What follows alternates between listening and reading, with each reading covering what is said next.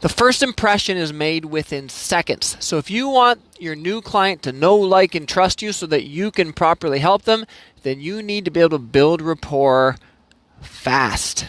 Welcome to the FlowScribe podcast, a show where we help you grow your clinic with practical tips for marketing, client support, and building treatment programs that you can passively use to turn your clients into raving fans and a referral army.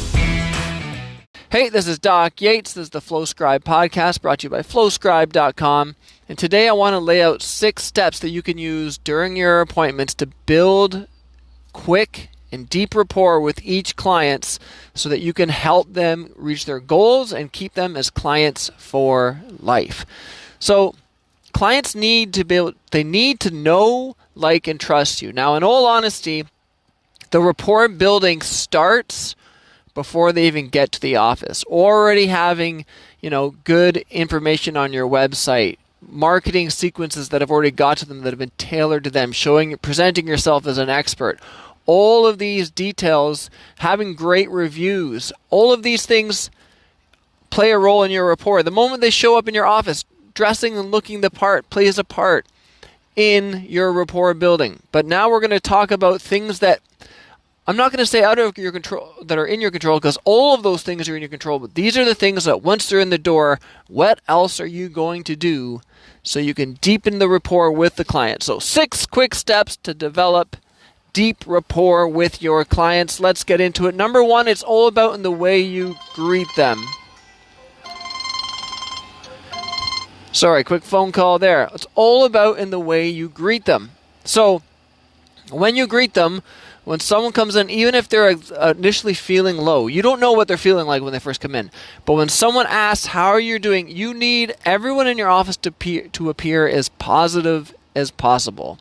So when they first meet you, if they're coming in low and they're coming to see you, their goal is not to see you that they want to stay low. Their goal is to see what is the potential of what they could be. So you greet them with, if someone's saying, how are you doing? Or you say, how are you doing? And they're like, I'm good. You don't respond by like, I'm good. You initially like, I'm great. How can I help you today? You're great. You're amazing. You are extra positive initially when they first come in, and that gives them a taste of what they can expect. But then you dial things back a little bit. So then you go and you're going into the office, you're reading through their intake forms, you get to ask a couple questions, and you start to observe where are they at in this scale of 1 to 10. Where are they at? Are they at, are they at a 0, like, oh, this sucks, everything is awful, I don't even want to be here? Or are they or they're already at a 10? It's pretty, most of the time when someone comes to see you because they have difficulties, they're probably not running at a 10 already. So, but a 10 means like they are perfect, they're on fire, they're super happy about everything, they're the most upbeat, positive person you can think of. Now, once you make this observation, if they're coming in at a 4, you don't want to come in at a 10 for that entire conversation. As you're getting information and doing the intake, you kind of want to mirror their energy and their tone. So you're not copycatting them. You don't want to just... Mirroring is not copycatting, and it's not impersonating, but it's matching. So you're matching their tone, you're matching their terminology, you're developing rapport that way, knowing that here's the art form, is that you're trying to match them, but with everything with a positive twist, or as we would call like a reframe, a positive reframe. So if something's negative, okay, you're meeting them at that negative point, you're meeting them with that same tone, and then you're finishing with a slightly higher energy twist. So like, oh, I've got a terrible back and it's been a problem and I can't do this. And then like, oh, I'm sorry to hear that you have a terrible back, that you can't do this. But then you can use words like to the next step. Well, we could now consider this. And as you start talking about the plan, it's like your tone starts increasing and your level of energy starts increasing. So number 1, greet. Number 2, observe. Number 3 is to pace slightly above. So you've listened to what they're doing and then you're pacing them, but yet you're pacing them slightly above. Once you're using the pacing as you're gathering information. So like if you're doing a SOAP form, getting the subjective, getting the objective and the assessments, that's all pacing.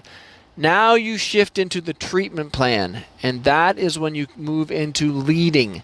because part of the treatment plan is also building up that excitement and building up that energy that they know that there's now a possibility that they can feel better. They've been struggling with not feeling good for who knows how long, and now they know that you are the one who can be the solution for them, and you want to get their energy up. You want them to leave without even you doing anything, already feeling better in a mental space, knowing that there is now a chance because of you that they're going to be feeling better. So lead them to feeling that way. Now, as you are leading them, you want to repeat and clarify. So you want to take the things that they said earlier. Okay, so you're struggling with this and this, but guess what? Here's the treatment plan, and we can take this and this, and now we can bring it to, take A and B and bring it to X, Y, Z. And you build up your tone to get them a little bit more excited about these possibilities.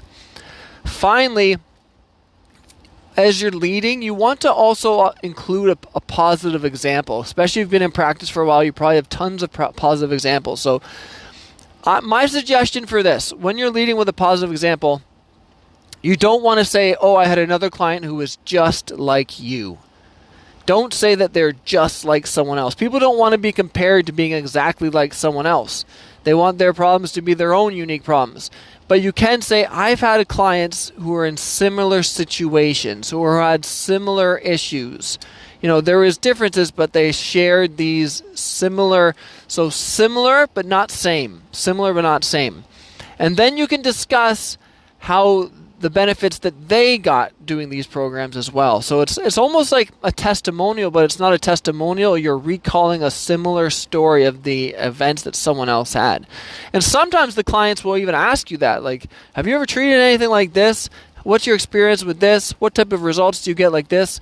Pull out those similar stories and those similar examples so that you can let the client know that for them, this is difficult and unique. For you, as the expert, this is the walk in the park for you. This is something that you deal with on a daily basis. And then they will feel more positive, more confident, and they're going to go home and be more apt to do all of the things that we need them to do to get better. Because half the work will be done at home. So I hope this is a short one. So remember, 6 steps you need to build deep rapport. Greet with energy. Observe their energy. Number 3 is pace slightly above them. 4 is then start leading them into the treatment plan with more energy as you repeat and clarify, which was number 5, and then lead with some positive examples that are similar but not the same. This is Doc Yates signing off. Thanks for tuning in to the FlowScribe podcast. To learn how FlowScribe can help build your clinic, go to flowscribe.com.